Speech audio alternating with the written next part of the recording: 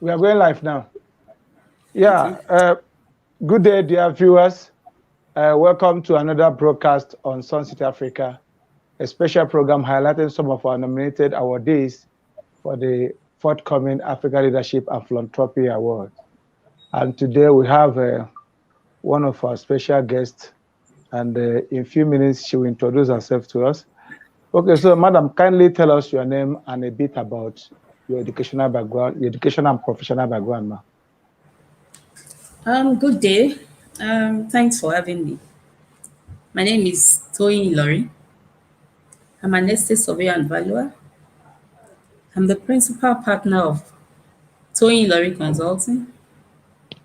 Toyin Olori Consulting is an indigenous and dynamic firm of estate surveyors and valuers. Our professional experience covers assets and property valuation, facility management, auctioneering, investment appraisal, asset recovery, project management, and general real estate consultancy services. Um, I'm fellow of the Nigerian Institution of Estate Surveyors and Valuers and fellow of Chartered Institute of Auctioneers, a member of African Real Estate Society, um, and also member of Brand Management of Nigeria, member of ESVABON, Estate Surveyors and Valuers Registration Board of Nigeria, and so on. Thank you. Wow. Okay, very rich background, I must say, madam. So we will say that you are well learned. But that should be a compliment. Did you hear what I said?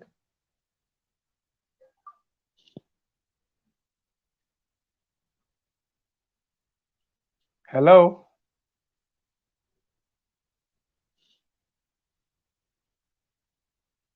Hello?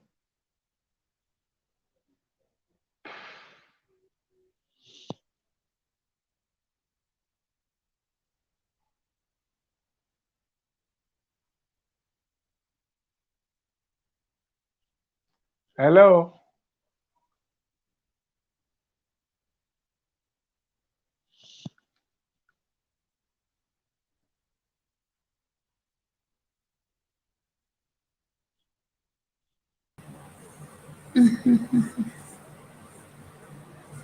Can you hear me, ma? It went totally off, but the network is back. I can hear you now. Okay. Are you there? Okay. Yes, yes, yes. You can hear me?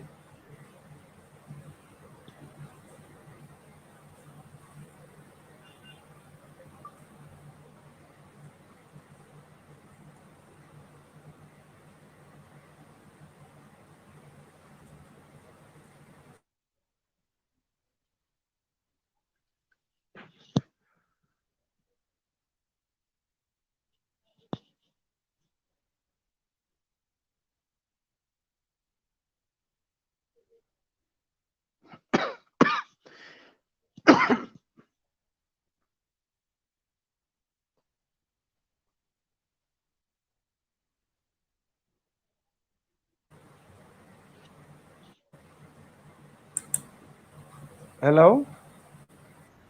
Hello. Your network is The- fluctuating. yes, I think so. So should we continue, ma? Can you hear me now? I can hear you. Let's start. Let's start. Let's continue. Let's Let's start or continue. continue. Okay. Let's start So, all over. okay, okay. Are you there? Yes, I can hear you. Okay. Yes, I Okay, can. I so can hear you. ma, kindly tell us your name and a bit about your education and professional background. Yes, thank you so much. Thank you for having me. My name is Estate Surveyor and Valuer Toyin Olori. I'm the principal partner of Toyin Olori Consulting. Toyin Olori Consulting is a fast-growing indigenous and dynamic firm of estate surveyors and valuers. Our professional experience covers assets and property management, valuation, auctioneering, investment appraisal, asset recovery, project management, and general real estate consultancy services. Like I said earlier, I'm the principal partner of Toyin Olori Consulting.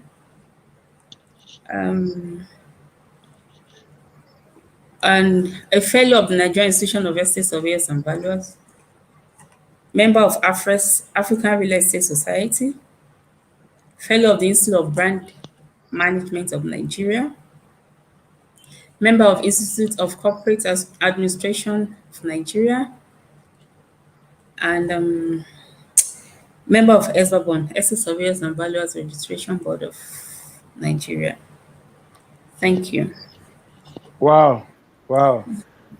Like I said, you have a very rich background, ma. Thank you. Thank you so much. We are very proud of you. Thank you. Okay, so your organization, like you said, is a real estate firm and a renowned one for that matter in Nigeria. Thank you. Can you tell us about your aspiration and what you do basically?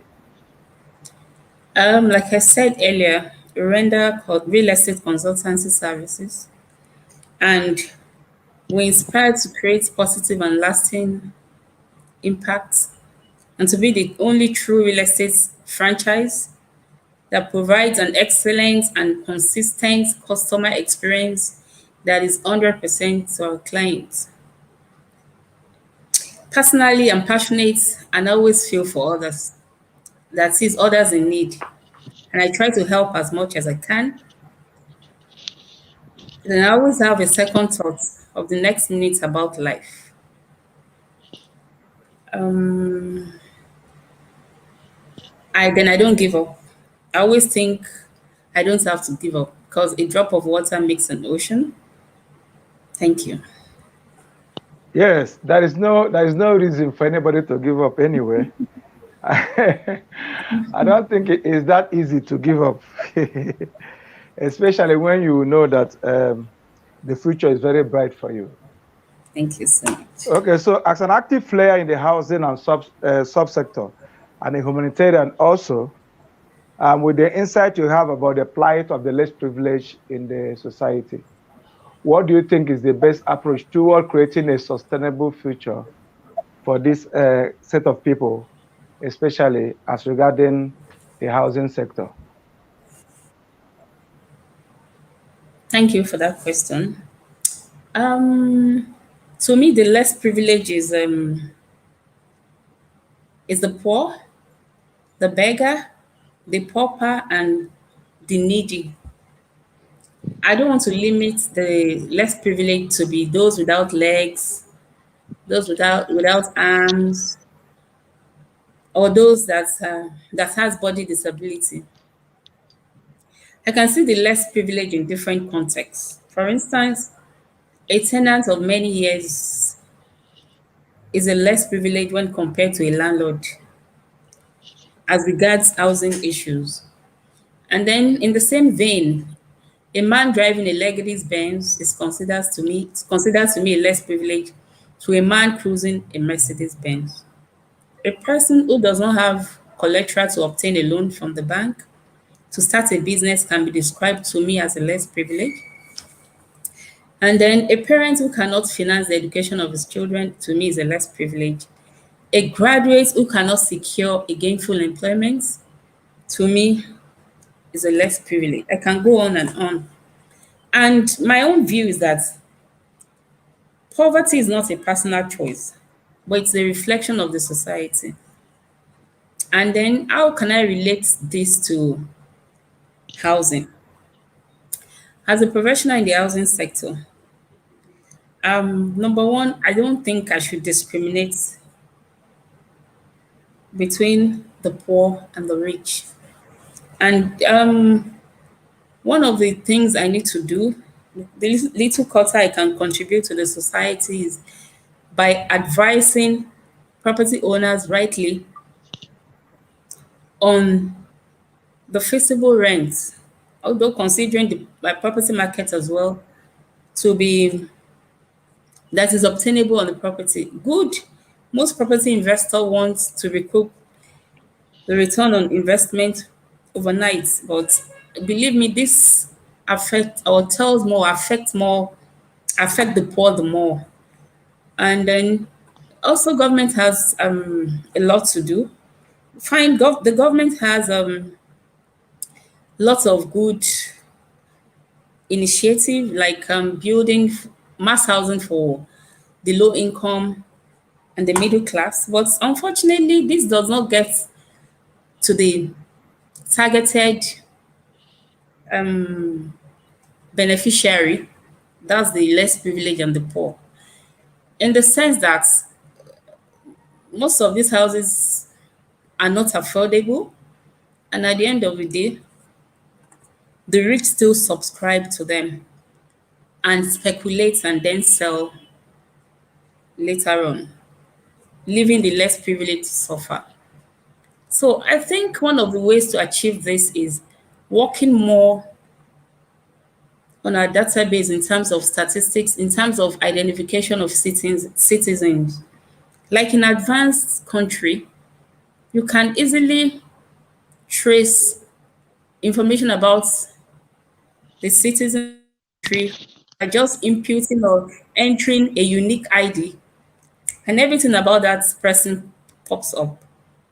For instance, during the COVID, the lockdown, I have a friend that resides in the US that spoke with me at length. During the period, he needed the officials in charge of that program, provision of food for that season, that's the COVID period.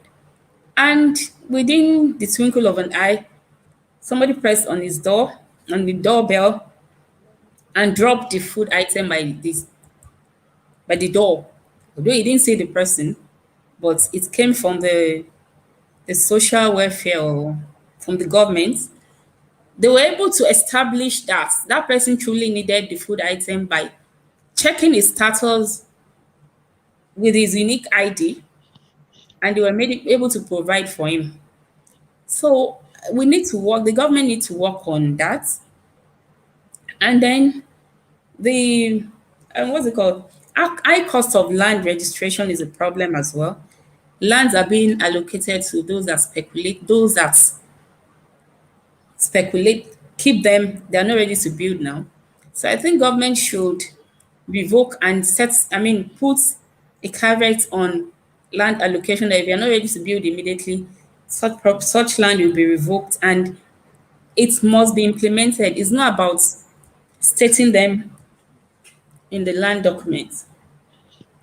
And then the cumbersome procedure to get approval, building approval is also a challenge. And then there should be stakeholders, those in the housing sector, they should be able to make an input when government is making decision that relates to housing. When I say those in housing sector, those that can advise rightly, estate surveyors, architects, building engineers, and so on.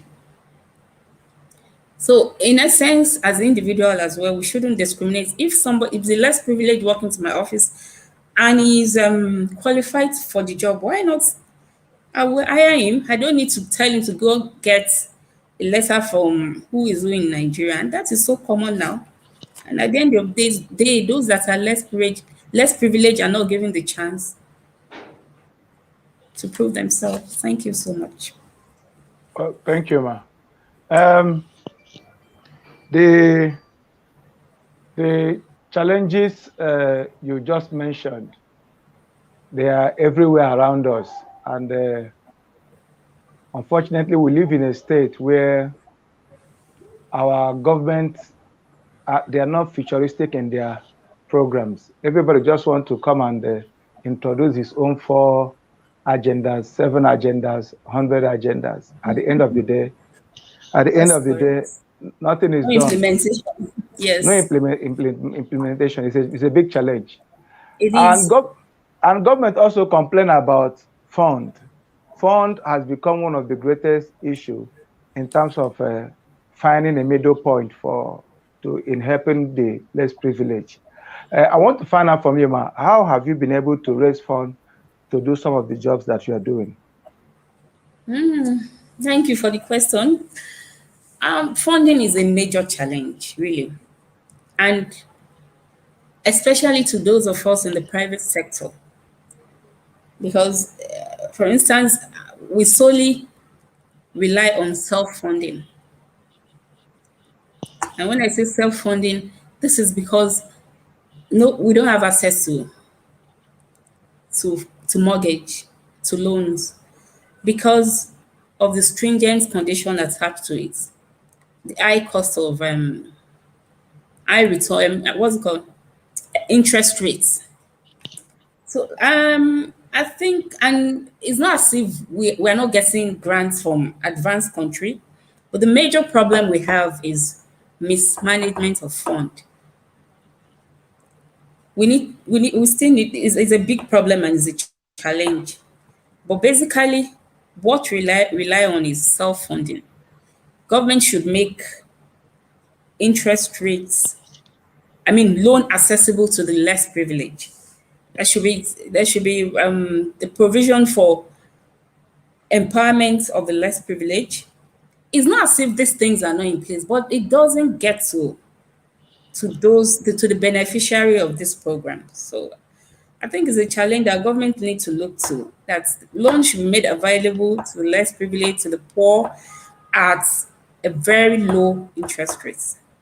And it still boils down to putting in place statistics to be able to establish or ascertain who truly or genuinely needs this loan. And we need to work on the unique ID, as I said earlier. Because when you give, with the unique ID, you don't need the less privileged to start looking for collateral to pull down to get a loan from the bank. That is wrong. It is the right of every citizen to have access to support from the government, but giving out this loan without collateral is a challenge, because how will a less privileged get a collateral to access loan? That should be looked into too. Thank you. Okay. Okay, but also bearing in mind that you have experience because you've traveled to other part of the world, and you see how government go about taking care of the less privileged, both the older people in the society and those that doesn't have at all. What will be your advice to government, especially government in Nigeria, on the best way to deal with this, to nip this problem in the bud? Thank you so much. Like I mentioned earlier, like I said earlier, that poverty is not a personal choice, but it's a reflection of the society. We hear it here and there from the news about different initiatives by the government to empower the poor, to do this, to empower the unemployed and so on. But we're not, to me, we're not seeing it. It's just, to me, it's just, like you said earlier, so many agendas out there without implementation. Government need to be realistic and real about the situation.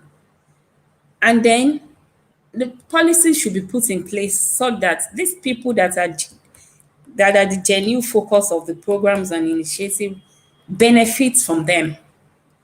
Then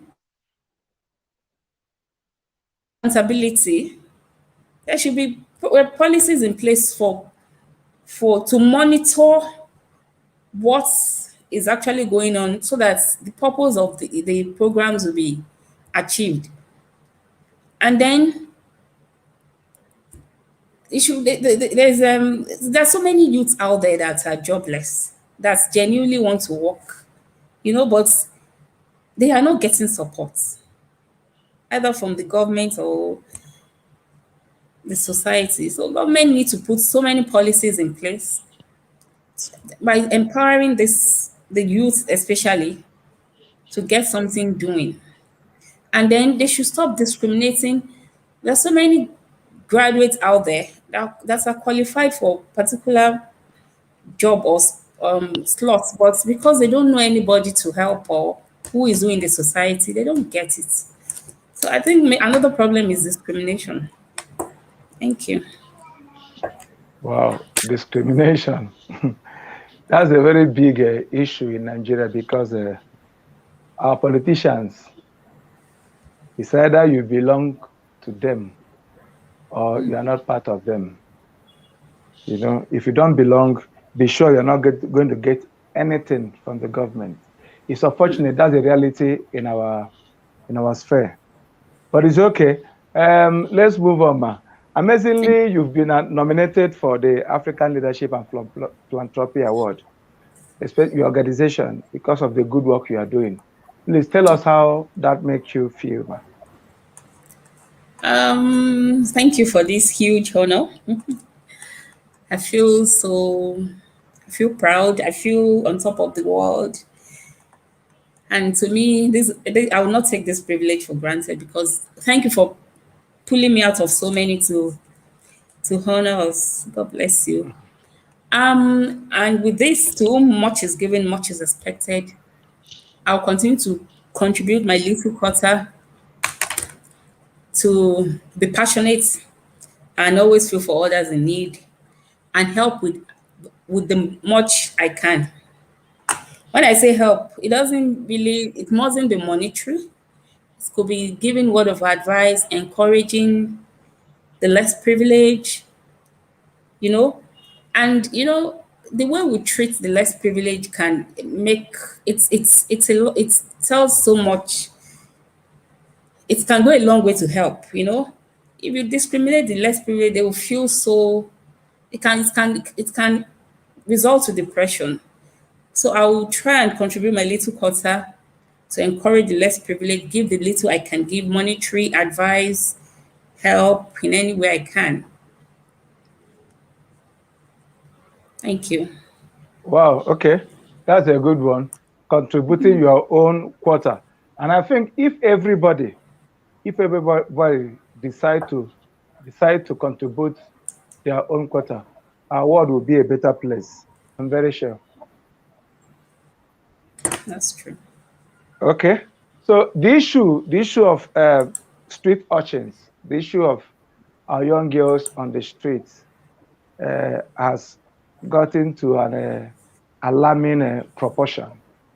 And if nothing is done right now, the next generation we're talking about, we may not see it. This one I was sharing with some set of women that I had privilege to talk with.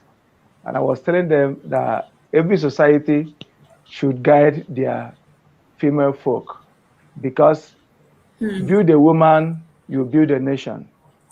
Every destiny That's you see true. today, come from a woman or is molded or was molded by a woman.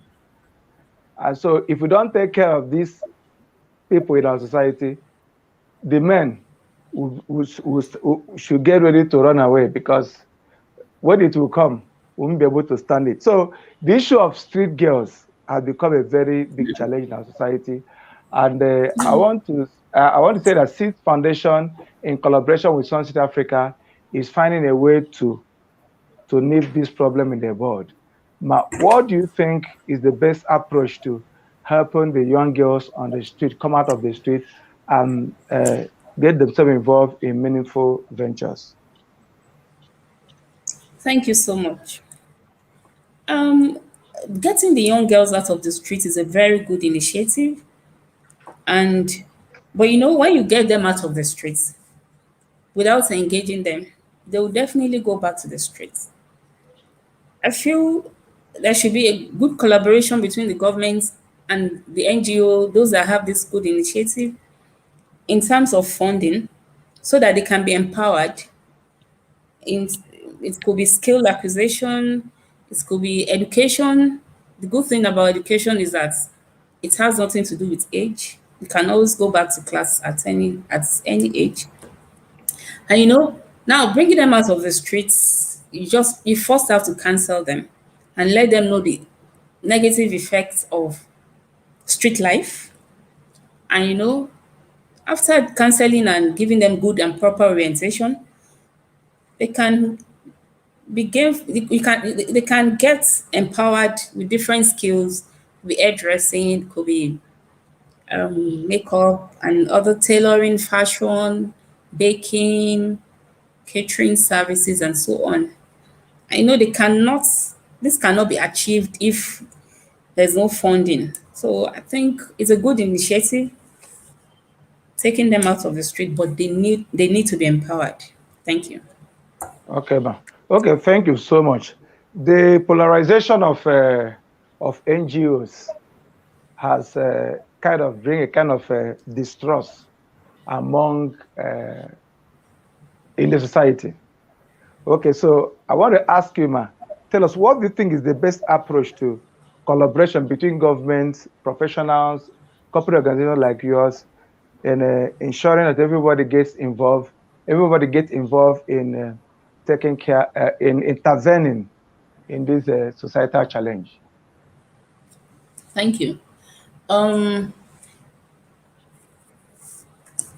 by Government need to collaborate more with the NGOs by monitoring their affairs. By when there is not, it's not, it doesn't stop at funding them or supporting them financially, but you need to monitor what if truly the funds are being used appropriately or not mismanaged. Believe me, not all NGOs are not all NGOs execute or manage the fund or grants they get from the government appropriately. So, and then I want to advise the NGOs to be accountable to the government or to their financials, those that are financing them, and then the private sectors too can support in their little way by giving grants, organizing trainings, and so on. Thank you. Okay, thank you so much, ma. It's been nice speaking with you for almost how many minutes now? Almost 27 minutes and thereabout. Okay, finally, to the real people, that is the poor, the so-called poor in our community, in our society that live around us, what will be your advice? Because I'm sure you have a lot of experience. I don't know whether you are one of the people that you were born with golden spoon, ma. Not really. Okay. Um, I strive very hard to get to the position I am today. To God be the glory. Mm. I didn't give up. So I want to let the less privileged and especially the youth know today that you don't give up. Mm. A drop of water makes an ocean. The problem, Oh, unfortunately, the youth of nowadays, they want to make it quick. Starting a business today and you want to break through next the following day. It's a gradual process. But believe me, you will get there. Don't be lazy. Get something doing. Engage your time with something meaningful. Like the phone that you press every second, watching movies, listening to music. So many people are making money from their phone. Like I came across a video that went viral some time ago. That there's this wheelbarrow guy that will wake up in the morning, get dressed, put on his tie. When I say wheelbarrow, these guys that pushes carts to get your luggage and stuff. And he kept doing it every day.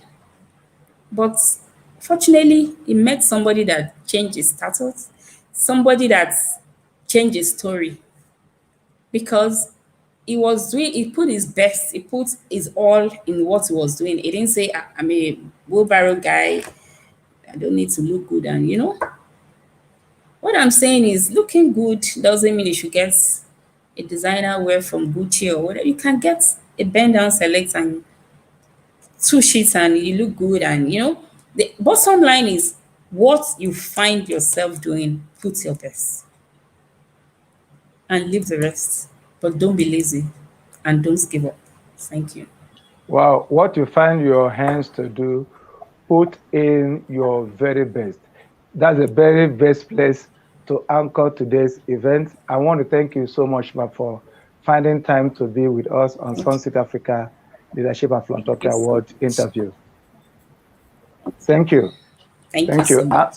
And Thank to you. our viewers, thank you for finding time to also hang around with us this afternoon. It's been a long time coming. This interview, we've moved it up like 2-3 times because Madam has a very tight schedule. Okay, so thank you. Thank We'll you. see you next time. Yes, thank you and God bless. Don't forget, please, 4th of November is the event at Nigeria National Merit Hall, Merit Award Hall, whatever, in my town, Abuja. Don't forget to be there by 10 a.m. in the morning, and you'll be happy you did.